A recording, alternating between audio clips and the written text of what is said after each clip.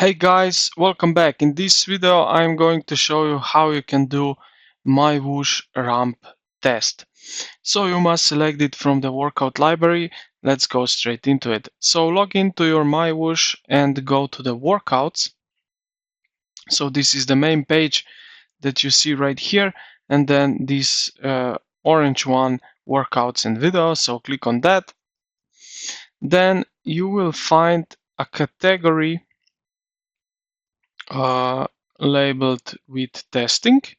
So as you can see here, this blue one, explore your limits testing, click on it.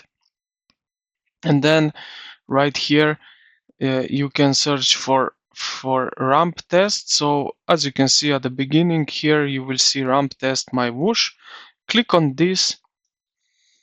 First, you will also ensure that you are connected with your trainer, that you don't have any issues later in the ride. So let's go back, testing, ramp test, and here you see these intervals. For me, what I would do differently here, I would change this power every 4 minutes for 30 watts. So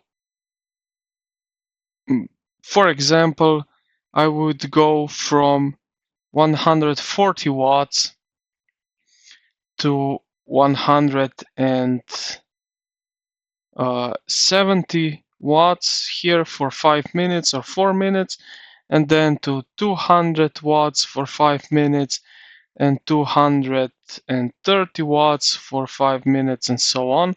So if you want to build your own ramp test, check out the video which I made how you can create your own workouts.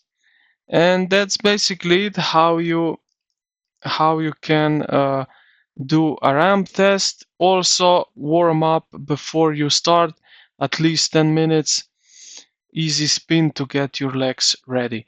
So I hope this video helped you out. If you did, consider to like the video and subscribe to the channel. Thank you for watching, and I will see you in the next one.